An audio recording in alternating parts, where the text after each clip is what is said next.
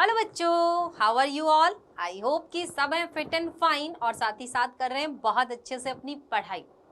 तो बच्चों, हम कर रहे हैं अपना चैप्टर डेटा हैंडलिंग और जो हमारी पिछली क्लास थी उसमें हमने किया था इंट्रोडक्शन ऑफ डेटा कि हमारा डेटा क्या होता है, क्यों हमें डेटा कलेक्ट करने की जरूरत पड़ती है और क्यों डेटा को प्रॉपर वे में ऑर्गेनाइज करना जरूरी होता है। आज की जो हमारी क्लास है ना, उसमें हम क्या देखेंगे, उसमें हम देखेंगे कुछ ऐसी हमारी वैल्यूज के बारे में जो उस डेटा को रिप्रेजेंट कर सके। रिप्रेजेंट करने का मतलब है कि हमें आइडिया दे सके कि हमारे जो डेटा है उसकी वैल्यू किस वैल्यू के आसपास एग्जिस्ट करती है। ठीक है, तो उसको हम बोलते हैं बच्चों सेंट्रल टेंडेंसी। क्या बोलते हैं? सेंट्रल वैल्यू या सेंट्रल टेंडेंसी। अब जैसे मान लो आप बच्चे हो, आप हर रोज ये कहते हो कि मैम हर रोज मैं 5 घंटे पढ़ता हूँ, लेकिन ऐसा हो सकता है कि किसी दिन आप 4 पढ़े, किसी दिन 5 पढ़े, किसी दिन 6 पढ़े, किसी दिन टेस्ट है तो 7 घंटे पढ़ ले, या किसी दिन आपकी तबीयत ठीक नहीं है, मूड नहीं, तो 3 घंटे भी पढ़ ले। लेकिन आप ये कहेंगे ऑन एन एवरेज एक वीक में मैं 5 घंटे पढ़ता हूँ। ठीक है, तो जिस दिन कम है जिस दिन ज्यादा है, तो ये सब मिलाकर हमारी एक सेंट्रल वैल्यू आ गई 5 आवर की। 5 आवर के लगभग लगभग आप पढ़ते हैं, कम या ज्यादा उससे हो सकता है। इसी तरह मान लो आप कहोगे कि मैम मैं रोज सुबह 6 बजे उठता हूँ, तो ऐसा भी हो सकता है कि मंडे को आप उठे 5:55 पर, ट्यूसडे को आप उठे 5:50 पर, वेनसडे को आप उठे 6:05 पर, अगले दिन आप उठे 6:10 पर, किसी दिन आप उठे 6 बजे, है ना। तो मतलब कि आपने क्या किया, पहले कभी थोड़ा जल्दी उठ गए, कभी थोड़ा लेट हो गए, लेकिन जो वैल्यू है वो किसके अराउंड है? 6 के अराउंड। तो आपने क्या बता दिया कि भाई मैं 6 बजे के आसपास उठता हूँ या 6 बजे उठता है। तो हमारी एक ऐसी वैल्यू जो हम हमारे डाटा को क्या करें, रिप्रेजेंट करें, कि हमारा डाटा उस वैल्यू के आसपास ही हो, उसे कम ज्यादा हो सकता है लेकिन उसके आसपास ही हो, और हमें थोड़ा सा आइडिया दे दे। तो आपने 6 AM बोल दिया तो उससे आइडिया आ गया कि हाँ भाई आप 6 बजे के आसपास उठते हैं। ऐसा नहीं है कि आप 7 बजे उठते हैं, 8 बजे उठते हैं या 9 बजे उठते हैं। तो हमें एक थोड़ा आइडिया आ गया। तो यही आइडिया, यही वैल्यू के बारे में हम पढ़ने वाले हैं जो हमारे डेटा के बारे में बताएगी। और ये जो सेंट्रल टेंडेंसी है ये हम 3 तरीकों से काउंट कर सकते हैं। 3 मेथड हैं जिनकी हेल्प से हम अपनी सेंट्रल टेंडेंसी या हमारी वो वैल्यू जो हमारे डाटा को रिप्रेजेंट करती है, रिप्रेजेंटेटिव वैल्यू भी बोलते हैं इसको, 3 तरीकों से कैलकुलेट कर सकते हैं। 3 तरीकों से हम देख सकते हैं कि हमारी जो वैल्यू निकल कर आई है जो हमारे डाटा को रिप्रेजेंट कर रही है। ठीक है, तो यहाँ पर पहले सेंट्रल टेंडेंसी के बारे में जानेंगे। एक तरह से ये क्या है, एवरेज ही है। एवरेज का मतलब है कि एक हमने आइडिया ले लिया जो कि हमारी वैल्यूज से हमारी जो वैल्यूज उससे थोड़ी कम भी हो सकती है, ज्यादा भी हो सकती है, तो वो एक बीच का सा नंबर आ गया हमारे पास। ठीक है, तो बच्चों सेंट्रल वैल्यू या central tendency is the average value that represent the entire distribution और अ डेटाबेस। जो हमारा एंटायर डिस्ट्रीब्यूशन या डेटाबेस है उसकी क्या बताती है? सेंट्रल टेंडेंसी बताती है, उसका एवरेज बताती है, उसके बीच की वैल्यू बताती है। ठीक है, it's aim to provide an accurate description of entire data. इसका एम क्या है? एक थोड़ा एक्यूरेट सा डिस्क्रिप्शन हमें दे देना। जैसे कि आप ऑन एन एवरेज 5 घंटे पढ़ते हो, तो टीचर के मन में एक आइडिया सा आ जाता है, अच्छा ठीक है ये 5 घंटे पढ़ता है। और टीचर को भी पता होता है कि किसी दिन थोड़ा कम पढ़ेगा, किसी दिन थोड़ा ज्यादा। या फिर आप 6 बजे उठते हो तो कभी 6 से थोड़ा जल्दी, कभी 6 से थोड़ा लेट हो ही जाता है, बट एक आइडिया सा आपको मिल जाता है। It's value lies in between the largest and smallest value of variable. ये जो सेंट्रल टेंडेंसी है, जो एवरेज है, उसकी जो वैल्यू होती है वो मिनिमम और मैक्सिमम के क्या बीच में लाई करती है। कुछ हमारी वैल्यूज उससे छोटी होंगी, कुछ हमारी वैल्यूज उससे ज्यादा होंगी। ठीक है, तो ये 3 तरीके कौन से हैं जिनसे हम सेंट्रल टेंडेंसी कैलकुलेट कर सकते हैं? वो है बच्चों हमारे पास यहाँ पर फर्स्ट अर्थमेटिक मीन, जिसको मीन भी कह सकते हैं, एवरेज भी कह सकते हैं। दूसरा है हमारा पास मोड, और तीसरा है हमारे पास मीडियन। ठीक है, तो पहला है अर्थमेटिक मीन जिसको एवरेज भी बोलते हैं, दूसरा है मोड, तीसरा है मीडियन।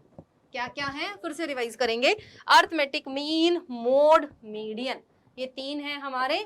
इन तीनों को हम देखेंगे क्या है ये और कैसे कैलकुलेट करते हैं। तो सबसे पहले बात करते हैं अर्थमेटिक मीन की, या इसको एवरेज भी कहते हैं। ठीक है, आपने अपनी लाइफ में बहुत सारी ऐसी सिचुएशन देखी है जैसे बहुत बार आपकी क्लास के बच्चों को भी कहा जाता होगा कि 7th क्लास के बच्चों की ऑन एन एवरेज जो एज है ना 12 ईयर्स है। अब ऐसे तो है नहीं कि सारे बच्चे 12 ईयर्स के होंगे, नहीं हो सकता ना, कुछ हो सकता है 11 के हो, कुछ 12 के हो, कुछ 13 के हो, कुछ 14 के भी हो और कुछ 10 के भी हो, है ना। लेकिन जो एवरेज एज एक मानी जाती है वो है 12 ईयर्स।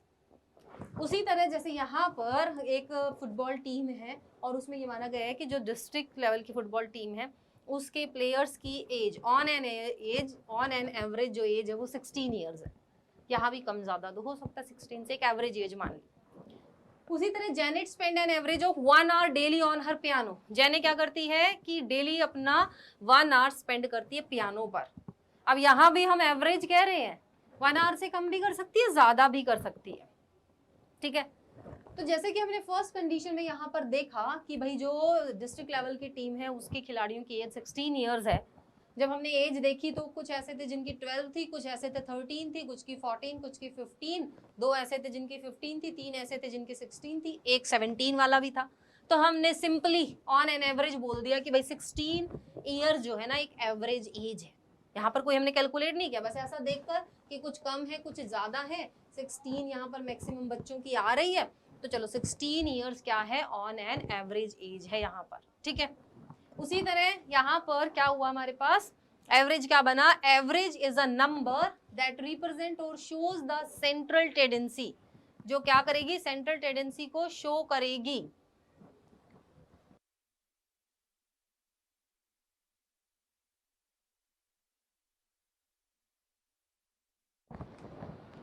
तो एवरेज क्या हुआ, average is a number, average क्या हुआ, एक number, average is a number, ठीक है, that represents or shows the central tendency of a group of observation or data. Since average lies between highest and the lowest value of given data, so we say that average is measure of central tendency of the group of data. क्योंकि वो क्या है, बीच की value बता रही है, highest और lowest के बीच की बता रही है, तो हम उसको क्या कहते हैं, सेंट्रल टेंडेंसी। अब आप सोचोगे कि कैसे कैलकुलेट करें एवरेज वैल्यू को या फिर अर्थमेटिक मीन को, ठीक है। एक एग्जांपल ले लेते हैं। Janice study for 2 hours, 4 hours, 3 hours, 2 hours respectively on 4 consecutive days. How many hours does she stay daily on an average? भाई एवरेज अगर हम उसकी निकालें तो वो कितना स्टडी करती है। तो एवरेज के लिए आप बेसिकली यहाँ पर क्या करोगे, एवरेज के लिए आप क्या करोगे, इन सबको ऐड करोगे। एवरेज के लिए हम क्या करेंगे, इन सबको ऐड कर देंगे, ठीक है। क्या करेंगे, सबको ऐड कर देंगे, सम ऑफ ऑल ऑब्जर्वेशन डिवाइड कर देंगे नंबर ऑफ ऑब्जर्वेशन से, ठीक है।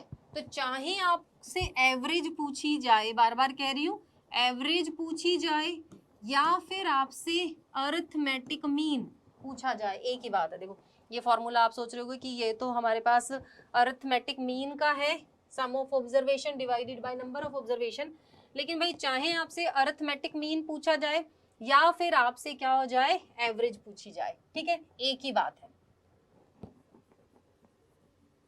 Arithmetic mean. तो उसके लिए आप क्या करोगे, सम ऑफ ऑब्जर्वेशन, जो हमारी ऑब्जर्वेशन है क्या क्या है, 2 आवर्स है, 4 आवर्स है, 3 आवर्स है, 2 आवर्स है, तो 2 + 4 + 3 + 2 और डिवाइड कर दो किससे, 4 से, 4 से हम डिवाइड करेंगे, ये हो जाएगा 6 और 3 9 और 2 11, ठीक है, 3 और 2 5 और 4 9 और 2 11, तो 11/4। अब 11 को डिवाइड करो 4 से, ठीक है, 4 से डिवाइड करेंगे तो ये हमारे पास आएगा 4 2 = 8, ठीक है, यहाँ से करेंगे ये आ जाएगा 0, यहाँ से लिखेंगे हम 4, कितना आ जाएगा, 5 × 20, 6 × 7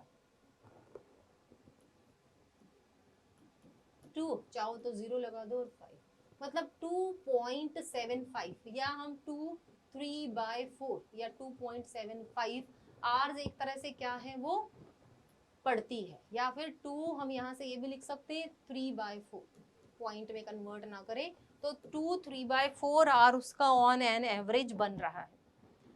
तो एवरेज निकालने के लिए आपको सिंपली क्या करना है, जो भी आपके पास जितने भी नंबर्स वैल्यूज, उनको हम ऑब्जर्वेशन बोलते हैं, ऑब्जर्वेशंस, उन सबको ऐड कर दो और नीचे जितनी ऑब्जर्वेशन है 5 है तो 5 से, 6 है तो 6 से, 7 है तो 7 से डिवाइड कर दो। ये है आपके अर्थमेटिक मीन या फिर एवरेज निकालने का फॉर्मूला। ठीक है, एक और यहाँ पे क्वेश्चन ले लेते हैं। A cricket score the following run in the 8 inning.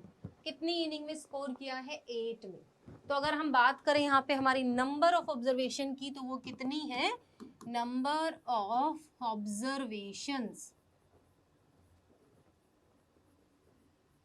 Number of observation है 8। फर्स्ट में 58, फिर 76, 40, 35, 46, 45, 0, 100। ठीक है, अब हमें क्या निकालना है? मीन निकालना है। तो run scored by cricketer in 8 innings are 58, 76, 40, 35, 46, 45, 0 and 100। ठीक है, ये हो गई इनिंग्स। फर्स्ट इनिंग में टेबल बना ली हमने इसकी। ठीक है, फर्स्ट इनिंग में 58, सेकंड में 76, थर्ड में 40, फोर्थ में 35, फिफ्थ में 46, सिक्स में 45, सेवन में 0 और एट्थ में कितनी आ गई? 100। तो टोटल स्कोर हो गया उसका 400। अब हमारा मीन निकालने का फॉर्मूला क्या था? मीन स्कोर या एवरेज स्कोर या अर्थमेटिक मीन स्कोर के लिए क्या था? Total run scored upon total number of innings. ये क्या हो गया? सम ऑफ ऑब्जर्वेशन। क्या हो गया? सम ऑफ ऑब्जर्वेशंस, यानी कि जितने भी रन बनाए हैं ना उनका सम कर दो, और नीचे नंबर ऑफ ऑब्जर्वेशन यानी कि नंबर ऑफ इनिंग्स, जो रन बनाए हैं वो कितनी इनिंग्स में बनाए हैं। ठीक है, तो जब हम इनका सम करेंगे 58, 76, 40, 35, 46, 45, 0, 100, तो यह 400। इनिंग है 8, डिवाइड कर दिया तो 50। तो मतलब mean value on an average बने उसके 50 रन। अब कोई 50 से ज्यादा है, ठीक है, कोई 50 से कम है। ये 50 से कम है ये वाले, और ये भाई 50 से ज्यादा है। तो हमने एक मिडल सी वैल्यू ले ली कि अगर हम ये माने कि उसने हर एक इनिंग में 50 रन बनाए हैं तो भी सम उसका 400 ही रहेगा। देखो 50 रन मान लो हम एवरेज ले लिया, फर्स्ट में भी 50 बनाए हो उसने, सेकंड में भी 50, थर्ड में भी 50, फोर्थ में भी 50, तो टोटल 8 है ना, तो 8 से मल्टीप्लाई कर दो, कितना आएगा? 400। तो यहाँ भी 400 है। जब उसने किसी में कम बनाए किसी में ज्यादा बनाए हैं तब भी 400 है। और हमने मीन निकाला कि अगर वो 50-50 हर एक में बनाता, जो कि उसकी मीन वैल्यू है, तो भी 400 ही आ रहा है। तो मीन वैल्यू एक तरह से रिप्रेजेंट करती है उस डाटा की सेंट्रल वैल्यू को, कि अगर वो इतना इतना बना लेता तो भी बराबर रहता, कभी कम बनाए कभी ज्यादा बनाए, तो 400 बनाए हैं, हर एक में 50-50 बना लेता तो भी 400 ही होने थे। ठीक है, बट ऐसा होता नहीं है ना कि मैं सोच के जाऊं कि मैं 50 बनाऊंगी और हर एक में 50 बनाकर आऊं, ये तो पॉसिबल नहीं है ना। तो ये हो गया मीन निकालने का फॉर्मूला, अर्थमेटिक मीन कहो या एवरेज निकालने का। We know that mean of a group of observation is the value that is equally shared among all the observation, जो equally share है। तो अगर हम ये माने कि फर्स्ट में 50 है, सेकंड में 50, थर्ड में 50 और इस तरह से करते हुए चले, तो टोटल स्कोर यहाँ भी 400 बन रहा है। ठीक, उसके बाद है बच्चों एक और वर्ड आपके लिए, रेंज। हमने पिछली क्लास में भी डिस्कस किया था रेंज के बारे में। आप जैसे मान लो आप कोई गेम खेलते हो ऐसे गन शूट वाला, तो आप क्या कहते हो, टारगेट रेंज में होना चाहिए, यानी कि जितनी दूर तक मेरी जा रही है, एरो जा रही है, या पिस्टल में जो गोली डली हुई है वो जा रही है, उसकी रेंज में रहना चाहिए टारगेट, है ना। रेंज का मतलब हुआ कि हमारी जो हाईएस्ट वैल्यू है और लोएस्ट वैल्यू है उसके बीच में होना चाहिए। ठीक है, तो रेंज का मतलब क्या हुआ? रेंज का मतलब हुआ difference between highest and lowest. The difference between highest and lowest observation is range of the data. तो हाईएस्ट ऑब्जर्वेशन में से लोएस्ट ऑब्जर्वेशन माइनस कर दो, रेंज आ जाएगी। पिछले क्वेश्चन में अगर हम देखें तो देखो हाईएस्ट रन उसने 100 बनाए थे और लोएस्ट 0 था, है ना, तो 100 में से 0 माइनस कर दो, रेंज यहाँ पर क्या आ जाएगी? 100। ठीक है, तो रेंज के लिए क्या करना है? हाईएस्ट में से लोएस्ट माइनस कर देना। Example, the marks out of 100 obtained by a group of students in math test are given. ठीक है, क्या लिखा हुआ है? स्टूडेंट्स के मार्क्स गिवन है यहाँ पर आउट ऑफ 100, किसी के 85 है, 76, 90, 85, 39, 48, 56। हमें क्या बताना है? Highest and lowest marks obtain by the students और range of the marks obtain. ठीक है, तो चलो हाईएस्ट एंड लोवेस्ट ढूंढो जरा यहाँ से, ठीक है। क्या हो जाएगा हाईएस्ट यहाँ पर, हाईएस्ट मार्क्स ढूंढ के बताओ जरा।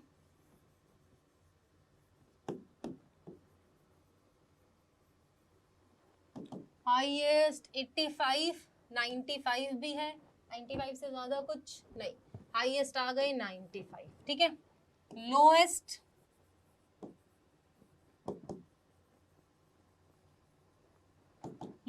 मार्क्स आ गए 39 तो दिख रहा, 39 से कुछ कम नहीं, 39 है लोएस्ट, ठीक है। तो हाईएस्ट हो गए, लोएस्ट हो गए, ये तो आ गया पार्ट 1।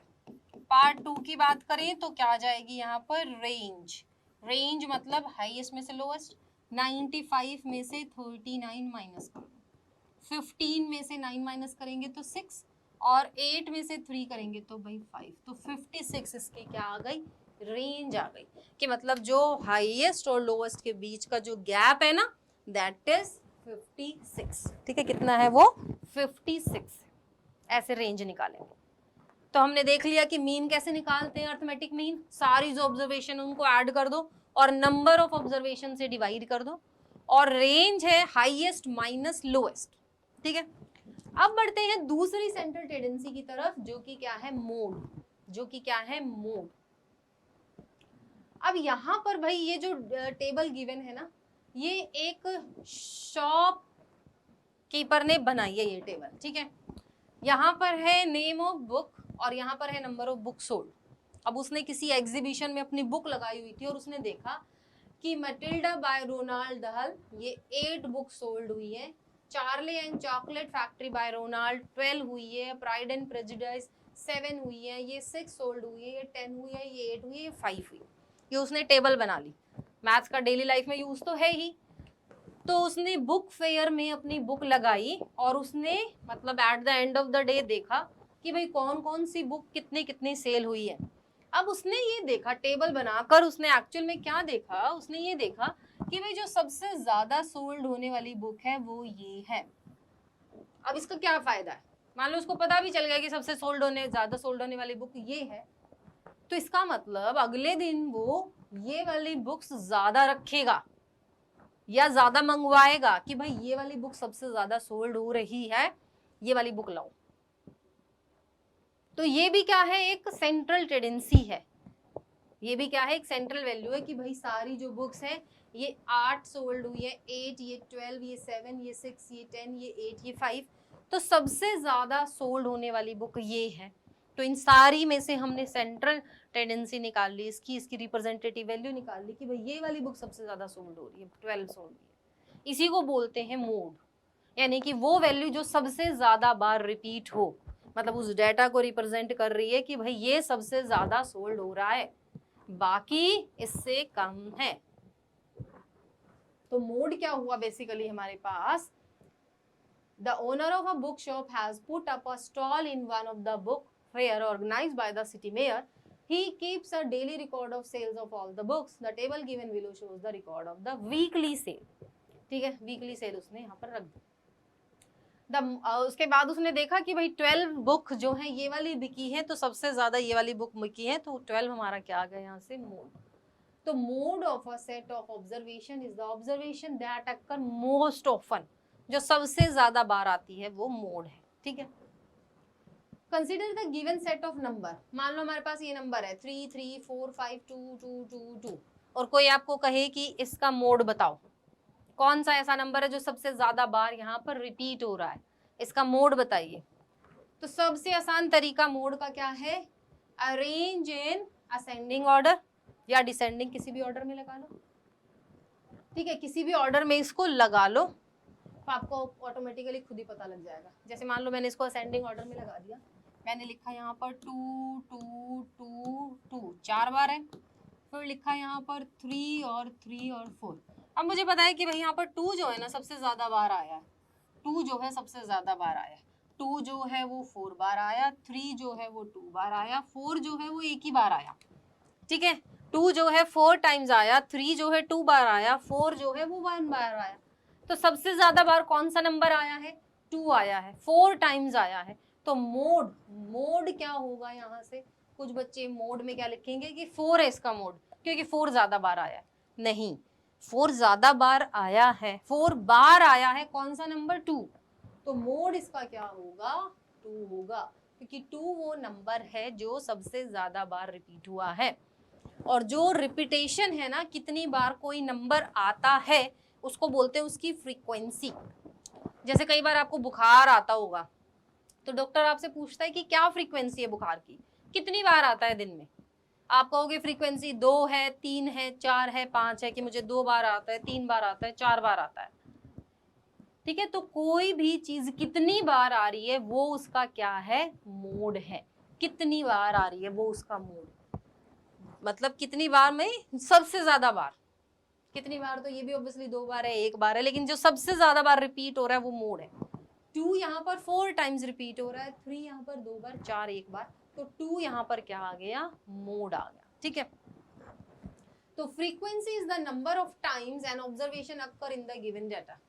इस गिवन डाटा में जितनी बार कोई चीज आती है वो उसकी क्या है, फ्रीक्वेंसी। नेक्स्ट है हमारे पास कुछ example. Height of 30 children are given below. ये 30 चिल्ड्रन है और उनकी हाइट गिवन है। What is the mode of their height, mode का मतलब वो वाली हाइट जो सबसे ज्यादा बार आ रही है।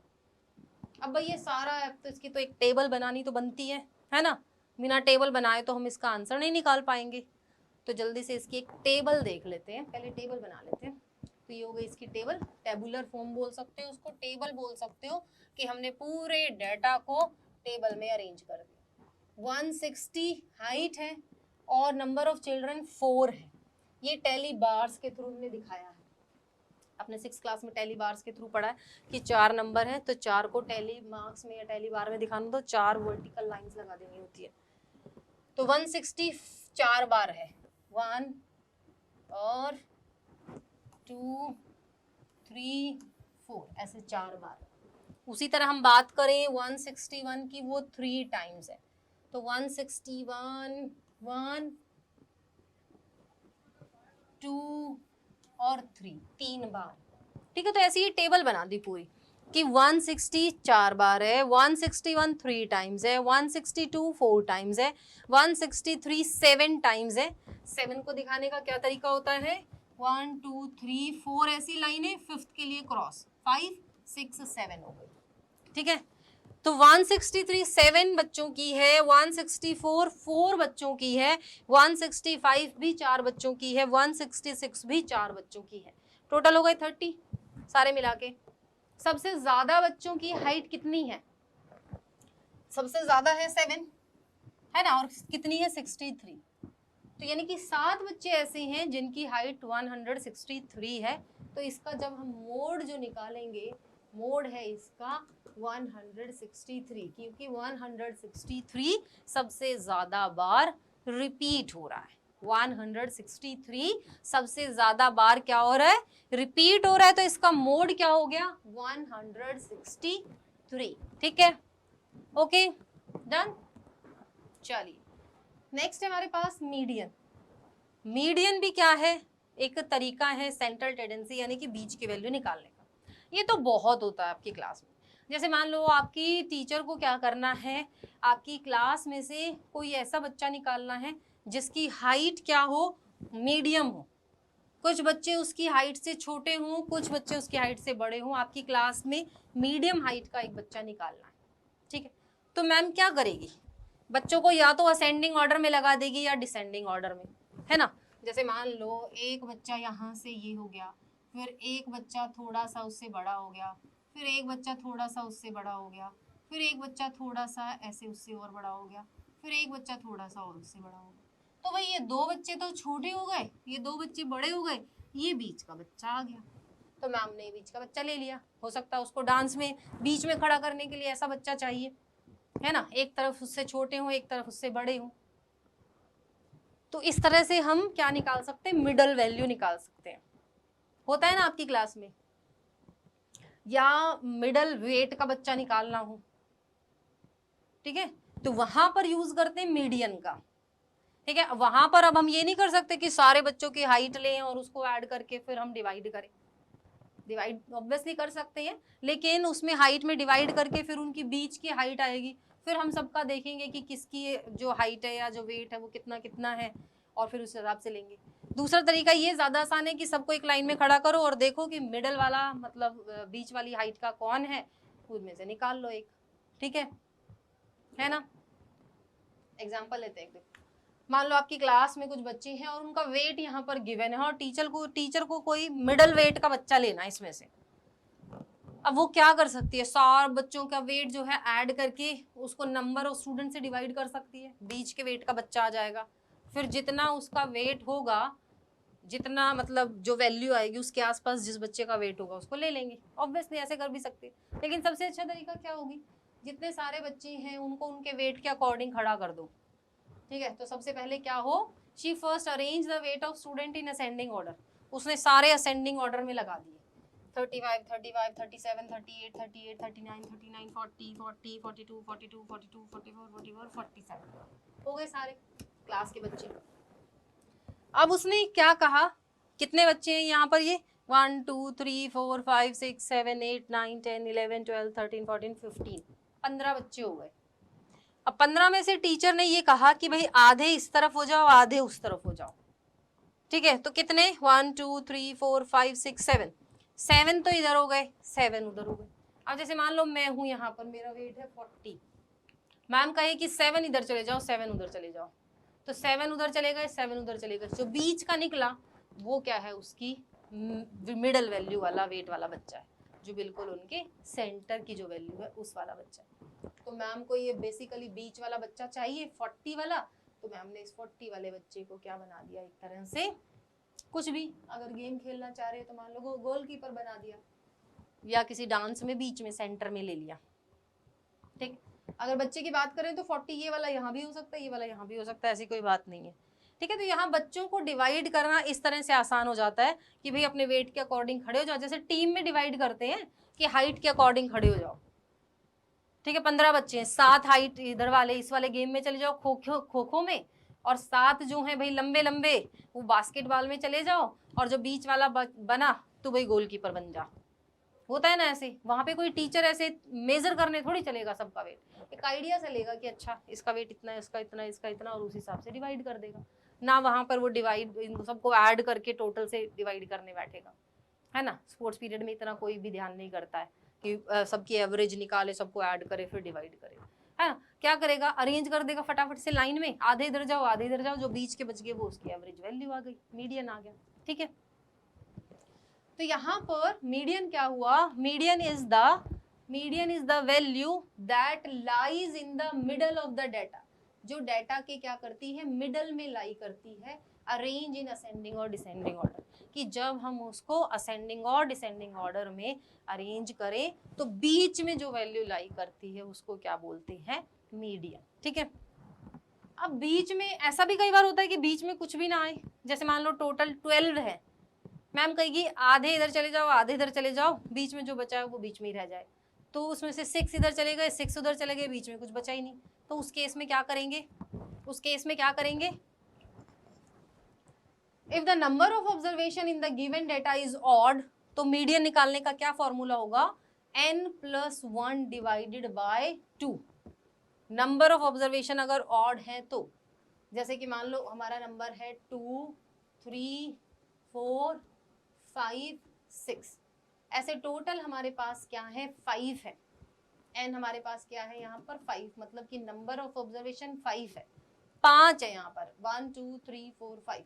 अब मैम कहेगी ये 2 इस तरफ चले जाओ 2 इस तरफ चले जाओ, तो ये बीच वाला क्या है, मीडियन है, बीच वाला क्या है, मीडियन है, बीच वाला क्या है, मीडियन है, ठीक है। इसको सिंपली ऐसे भी कर सकते हैं, जितनी नंबर ऑफ ऑब्जर्वेशन है, जैसे 5 है ना, तो 5 में 1 ऐड करके 2 से डिवाइड कर दो, तो 6 को 2 से डिवाइड करेंगे, ये क्या जाएगा, थर्ड, तो थर्ड नंबर वाला हमारा क्या है, मीडियन, तो 1 2 3 ये आ गया मीडियन। सिंपल भी निकाल सकते हो कि आधे उधर चले गए आधे उधर चले गए, बीच का जो बचा वो मीडियन, या फिर इस फॉर्मूले से कि जितनी हमारे पास ऑब्जर्वेशन है उसमें एक ऐड करके 2 से डिवाइड कर दो, क्योंकि जो ऑड नंबर है वो 2 से डिवाइड तो होगा नहीं, 5 2 से डिवाइड तो होगा नहीं कंप्लीटली, है ना, कुछ ना कुछ रिमाइंडर बचेगा या पॉइंट्स में आएगा, ठीक है। अब अगर इवन हो, number of observation is even, मतलब यहाँ पर ये 5 थे, इसकी जगह 6 हो तो क्या होगा? देखो 1 2 3 4 5 6, तो 6 हो गई यहाँ पर। n की वैल्यू क्या हो गई? 6, मतलब नंबर ऑफ ऑब्जर्वेशन हमारी क्या है यहाँ पर? 6। अब मैं कहूँ कि 3 यहाँ चले जाओ, 3 यहाँ चले जाओ, तो बीच में क्या आया? बीच में तो कुछ नहीं बचा ना, इसका सेंटर में तो कुछ नहीं बचा। तो हम इसके लिए क्या करेंगे? सेंटर वाली 2 को ले लेंगे। किसको? 4 और 5 को हम इस तरह से ले लें, बीच वाली 2 को, ठीक है। तो हम 4 + 5 को लेकर 2 से डिवाइड कर देंगे, तो 9/2 ये क्या आ जाएगी? 4.5। तो इसकी सेंट्रल टेंडेंसी कहो या मीडियन कहो, वो क्या आ जाएगा? 4.5 आ जाएगा। फॉर्मूला इसका ये रहेगा कि भाई n को 2 से डिवाइड कर दो, मतलब हाफ, 6 का हाफ, 6 का हाफ प्लस 6 के हाफ में 1 ऐड कर दो, ठीक है। तो ये वाले दोनों नंबर ले लो जो 6/2th प्लेस पर है और उससे अगला है, उन दोनों को ऐड करके 2 से डिवाइड कर दो। 6 का हाफ कितना होगा? 3, तो मतलब थर्ड नंबर पे है वो ले लो, और 3 + 1 जो फोर्थ नंबर पे है वो ले लो और दोनों को 2 से डिवाइड करो। थर्ड नंबर पे है यहाँ पर 4, फोर्थ नंबर पर है 5, तो 4 + 5 ऐड कर दो और ये हो जाएगा 9/2, कितना आ जाएगा? 4.5, ठीक है। सिंपली क्या करो? बीच की 2 ऑब्जर्वेशन लेकर ऐड करके 2 से डिवाइड कर दो, या फिर फॉर्मूला भाई n/2th + n/2 + 1th, ठीक है। एक तो बिल्कुल बीच वाली, एक उससे अगली लेकर दोनों को ऐड करके 2 से डिवाइड कर दो, सेंट्रल वैल्यू आ जाएगी आपकी, मीडियन आ जाएगा, ठीक है। एक एग्जांपल कर लेते हैं यहाँ पर। The run scored in the colony cricket by 11 boys as 11 boys है, उनका स्कोर गिवन है 6, 15, 120, 50, 100, 80, 10, 15, 8, 10, 15। ये रन्स बनाए 11 स्टूडेंट्स ने। इसका मीन बताना है, मोड बताना है, मीडियन बताना है। Are the 3 same? मीन के लिए तो क्या करना है? सबको ऐड करके और 11 से डिवाइड कर दो। तो मीन तो क्या हुआ?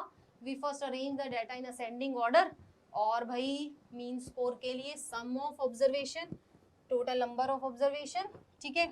तो सब क्या? स्कोर ऐड करके 11 से डिवाइड कर दिया। ऐड किया तो 429, 11 से डिवाइड कर दिया, ये बन गया हमारे पास 39। तो मीन आ गया 39। मीन के लिए क्या करना है? सबको ऐड करके नंबर ऑफ ऑब्जर्वेशन से डिवाइड कर देना। उसके बाद है मोड। मोड मतलब जो सबसे ज्यादा बार रिपीट हो रही है। यहाँ भी देखो 6 एक बार है, 8 एक बार है, ये 2 बार है, ये 3 बार है, ये एक बार एक बार एक बार एक बार, तो सबसे ज्यादा बार तो 15 रिपीट हो रहा है ना। 15 जो है सबसे ज्यादा बार रिपीट हो रहा है, तो we see that 15 occur the maximum number of times, therefore mode क्या हो गया? 50।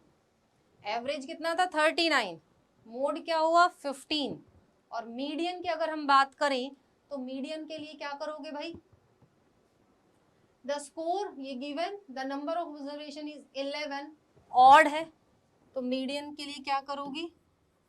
अगर ऑड हो तो n + 1/2th ऑब्जर्वेशन,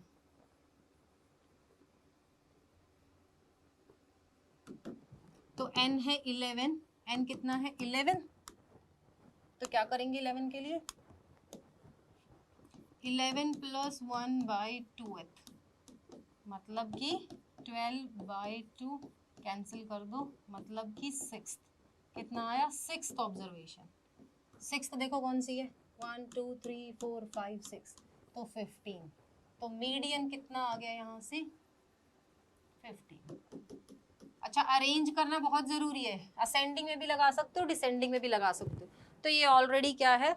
अरेंज है, असेंडिंग। तो 6 ऑब्जर्वेशन आ गई है, तो 1 2 3 4 5 इधर हो गए, 1 2 3 4 5 इधर हो गए, तो ये बीच की वैल्यू आ गई, तो ये हो गया मीडियन, ठीक है। तो मीन निकालने के लिए या अर्थमेटिक मीन निकालने के लिए, एवरेज निकालने के लिए सबका सम कर दो, नंबर ऑफ ऑब्जर्वेशन से डिवाइड कर दो। मोड के लिए जो सबसे ज्यादा बार आ रहा है, रिपीट हो रहा है, वो मोड है। और मीडियन के लिए भाई नंबर ऑफ टर्म्स देख लो, ऑड है तो बीच की वैसे भी आ जाएगी, इवन है तो बीच की 2 लेकर उनको ऐड करके 2 से डिवाइड कर दो, या फॉर्मूला लगा लो, ठीक है। तो इसके बाद ये क्वेश्चन है, इसमें आपको मोड मीडियन निकालना है। और is there more than one mode, is there more than one mode, क्या वन से ज्यादा मोड हो सकते हैं? हो सकते हैं। कई बार दो भी मोड होते हैं, तीन भी होते हैं, मतलब ऐसा भी होता है कोई number equal number of times repeat हो रहे हैं। जैसे मान लो कि 15 है वो 3 बार आ रहा है, 16 भी 3 बार आ रहा है, 17 भी 3 बार आ रहा है, तो ये तीनों ही मोड हो गए, तो हो सकता है एक से ज्यादा मोड। पिछला जो क्वेश्चन था उसमें एक पार्ट और भी था, क्या था? Are the three same? No, ये 39 है, वो 15 है, और ये भी 15 है, तो तीनों तो सेम नहीं है, दो सेम है यहाँ पर, तीन सेम नहीं है, ठीक है। तो ये हुआ आपके क्वेश्चन प्रैक्टिस का, ठीक है, इसकी प्रैक्टिस करना, और हम मिलेंगे अपनी अगली क्लास में। तो इसी तरह जुड़े रहिए हमारे साथ। Bye bye.